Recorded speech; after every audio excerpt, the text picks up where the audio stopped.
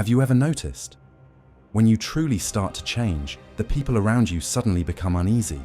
Of course, they won't say it out loud.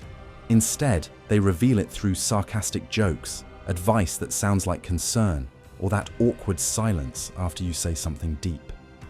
But what's really happening is simple. Your mental growth threatens their comfort zone, and no one likes having their comfort disrupted. Maybe you're experiencing exactly that right now. You've started thinking differently. You're acting differently. You're even questioning things you never used to question. And suddenly, you feel alone, misunderstood, even judged. But there's something no one tells you, something nature understands very well. Building a strong mind comes at a price, but this isn't just any kind of strength. It's the kind of power that unsettles people, that scares them, because even if you don't say a word, your very presence exposes the weakness in those who still live on autopilot. But why does that happen? Because a truly strong mind threatens what is average, and nature knows this well. When you start thinking for yourself, when you build your own values, when you walk away from the ready-made truths handed to you, you become dangerous. You become dangerous to the system, to the people around you, and most importantly, to your old self. This video is an invitation, a challenge. It's not for those who prefer comfort, nor for those looking for easy answers. This video is for you.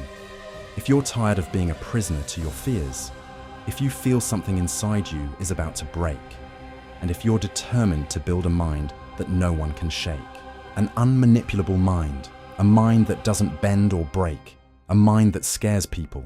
If you're ready for this path, stay here. It's a lonely, difficult, but truly transformative journey, because what nature will reveal to you won't be easy, but it will set you free. And once you hear it, you'll never think the same way again. Nietzsche wasn't just a philosopher. He was a surgeon of the human soul, someone who dared to look into the dark void of existence and didn't just face it. He plunged deep into it. And it was right there, in that darkness, the inner chaos people avoid, that he found the source of true power. Because according to nature, a person's transformation doesn't happen in peace, balance, or order, but in pain, in falling, and right in the middle of chaos. He once wrote, "You must have chaos within you to give birth to a dancing star." This isn't just a poetic metaphor, it's a psychological diagnosis. In other words, if you want to build an unshakable mind, you need to leave behind the childish belief that it can happen easily through cheap motivation or positive thinking. True strength is born when you face pain, when you don't run from it, but go right into the heart of it. Everything begins the moment you stop wishing for life to be easier and start wishing for yourself to be stronger. Ask yourself, when have you grown the most? Was it when everything was going smoothly, or when you were broken into pieces? When you lost your way, hit rock bottom, and had to rebuild yourself with your own hands? According to Nietzsche, pain is not a flaw of existence. It is the true driving force. He didn't romanticize pain, he saw it as a tool. And when you start changing your relationship with pain, failure, and loneliness, something rare begins to form, an unyielding spirit. This is exactly when the world starts to feel uneasy around you. Because while most people run away from chaos, you will learn to walk through it. While others chase normalcy, you will create your own greatness. But this transformation demands a hard break from everything you've been taught, especially about power. Being strong isn't always about smiling. It's never about putting on fake emotional control. True strength is enduring the unbearable and coming out of that trial even more dangerous than before. But nature also knows this. Chaos alone is not enough. If you don't have a center, a point of support within yourself, that chaos can destroy you. That's why, in the next part, we'll talk about the most defining moment of Nietzsche's philosophy, the moment he declared God is dead and placed the entire existential responsibility on your shoulders. Because when there's no sky left above you to look to for direction, the universe must be born within you. If what I'm saying resonates with you, hit that subscribe button and support the channel. Thank you for your support. When Nietzsche said, "God is dead," he wasn't celebrating. He was giving a warning. And unfortunately, even today, most people don't fully understand it. What he killed wasn't a divine being itself. He destroyed an illusion, the illusion of a higher authority that takes care of everything, the ease of believing that life has a predetermined plan, a meaning, an external purpose. The death of God was the end of all excuses, and that was truly frightening, because until that moment, it was easy to shift the responsibility for your life onto someone else. Believing that everything happens for a reason was comforting. Believing that pain is part of a divine plan, that in the end you endure it for a greater good, brought peace. But nature tears that veil away mercilessly. It looks you in the face and says, "You are alone now. There is no ready-made meaning. Now, you are the creator." And this is exactly where the true construction of a strong mind begins. Because most people collapse when they face this truth. They falter in chaos, directionless and unsupported, with no one left to blame. But it's exactly at this point that those who don't break, those who stand tall, face this reality head-on and keep moving forward without running away, begin to build an unshakable consciousness. With the idea of God gone, a person finds themselves on the brink of absolute freedom. You no longer have to follow the rules set by others. You will define your own values. You will no longer simply obey. You will need to surpass your own potential. This is the beginning of a strong sense of individuality, but it comes with a great responsibility. Now everything depends on your choices. There is no expectation of forgiveness. There is no salvation coming from outside. You either grow or fade away over time. But here lies an important truth. This challenging freedom can actually awaken your greatest inner strength. When you realize no one is coming to save you, a spark ignites inside you, an inner motivation that gets you back on your feet even when you're tired. A will that drives you to act not because others say it's right, but because you believe in it. At this point, as you leave behind familiar supports, nature prepares you for a different kind of growth, a new kind of person, one who doesn't fall into herd mentality, doesn't seek approval, creates their own values, knows their limits, and consciously directs their life. And such a person sometimes unsettles others because they awaken awareness. Nietzsche gave this person a name, the Übermensch, the Overman. And now we're going to talk about him, because if you want to build a mind so strong that nothing can break it, you need to understand this figure who lives above the rules and is guided solely by their own will to power. Let's dive into this depth. Nietzsche didn't believe humanity would change through slow, passive evolution. He believed in a rupture, a radical transformation, tearing down and rebuilding. That's why he introduced the concept of the Übermensch.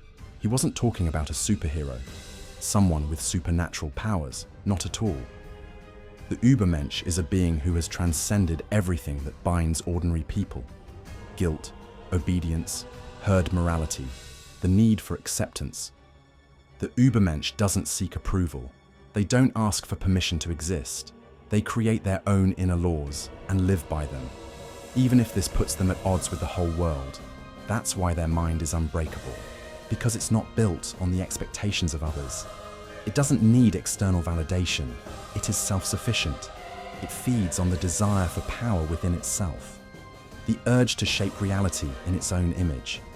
And this isn't because it willingly isolates itself. The world simply doesn't know what to do with it anymore. Nature was very clear about this. The free spirit, the one who breaks away from ordinary morality, who rejects easy truths, who can think independently, inevitably distances themselves from the herd. And that distance hurts. But this pain is necessary, because true growth requires space, and you can't grow while you're tied to the expectations of others. Most people are invisible. They live within a herd. Every thought is controlled. Every action is measured by others' reactions. You got used to walking with the group, thinking like the group. You felt safe because there were people around you. But nature suggests the exact opposite. It tears you away from your comfort and throws you into the desert. And in that desert, there are no applause, no praise, no guides, only you, your doubts, traumas, fears, and your urge to give up. And that's where the real test begins. What do most people do? They run back. They hide behind their masks again, pretend they don't feel, don't think, don't see. But if you truly want to be unbreakable, you have to stay there. You have to endure the silence, because that silence reveals who you truly are. But this ownership comes with loneliness. You will lose people. You will be misunderstood. They will call you arrogant, strange, cold. They will try to pull you back into old patterns. They will label you crazy, insensitive, indifferent. But this is the price of being untamed. The price of not needing applause. The price of not living as a reflection of others' needs. And here's the naked truth. If you can't bear loneliness, you're not ready for freedom. Because all true freedom comes with a kind of letting go. Farewell to emotional crutches. Farewell to comforting illusions. Farewell to transactional relationships. That's why Nietzsche saw loneliness as a privilege, a battlefield for the emergence of the true self. But this free mind, this noble spirit, doesn't walk alone. It begins to see what others cannot. And that's when the inevitable second effect comes. Confrontation with the average. Because when you start to grow stronger, collective mediocrity senses it and pushes back. And that's exactly why in the next part, we'll talk about the confrontation between the strong individual and the average. Because the world doesn't follow the same. It follows those who dare to stand out. Nietzsche wasn't afraid of tyrants, authoritarian leaders, or openly oppressive figures. What he feared and criticized with philosophical anger was the hidden and destructive power of collective mediocrity. The invisible system that levels everyone to the same standard, punishes those who dare to think differently, rewards obedience, and portrays cowardice as a virtue.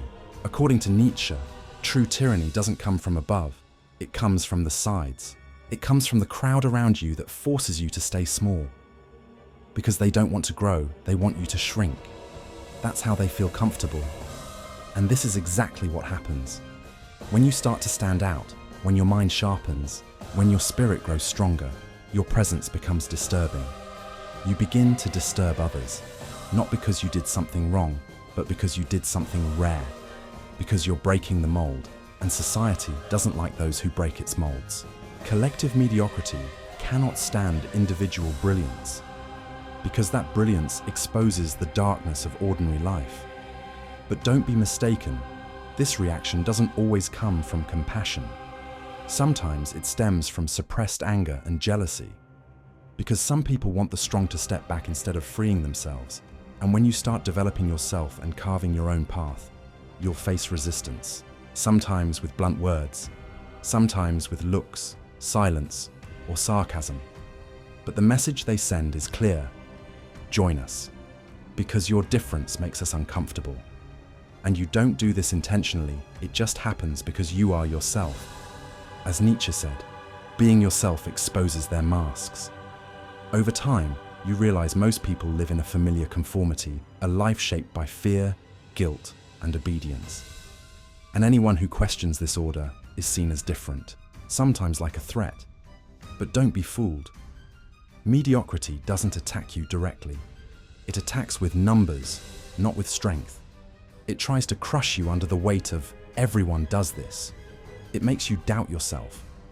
Just because you don't fit in with the crowd, you start thinking you're wrong. It uses all social tools from shame to exclusion to force you to submit.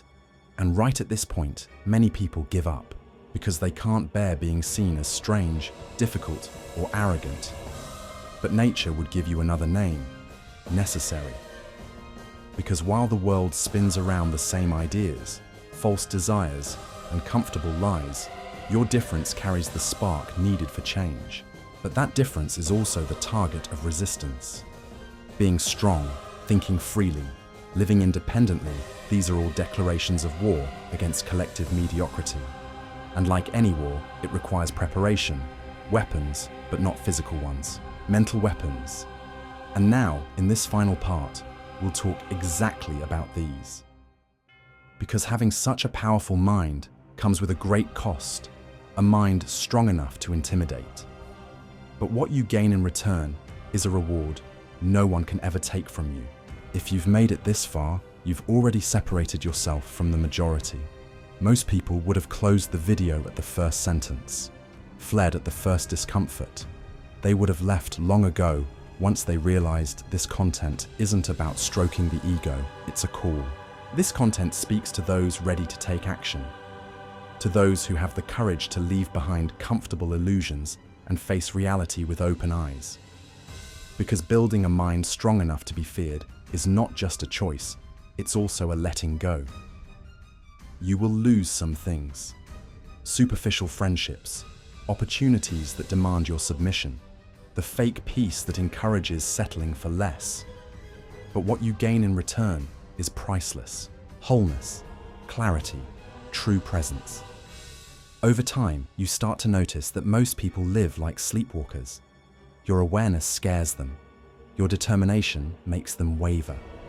In fact, your absence can feel stronger than the presence of many. This power doesn't come from outside. It's not taught in self-help books. It's not gained through ready-made cliches or empty affirmations. This power is excavated from the depths of your soul. It is formed in the silent choices of difficult nights, unseen by anyone else. It is born from the inner battle between your old self and the person you are becoming. And this battle has no end. Because the truly strong are not those who win the war, but those who keep fighting even when they could stop. Nietzsche didn't want to make followers. He wanted to ignite inner earthquakes. His goal was for you to stop crawling for others' approval, to stop searching for meaning in ready-made systems, and instead to begin seeking what can only be built through blood, sweat, and awareness. He wanted to make you a dangerous person, not in terms of violence, but so rare that your very existence forces others to look in the mirror. And now, I invite you to strengthen this process. In the comments, write a truth you're tired of hiding, a thought you're afraid to speak, or an idea that reflects your true self even if it makes you feel alone. This is all part of the journey, owning your voice, showing your presence, and most importantly, declaring that you will no longer bend. If this video touched you, if something awakened inside you, don't stop here. The next video is just as important, maybe even more. This journey continues there, and if you've come this far, I know you're not watching out of mere curiosity, because something inside you has already started to change. So keep going. You're not alone. You're just a little ahead, and that can be scary, but it's also freeing. Don't forget to subscribe. See you in the next one.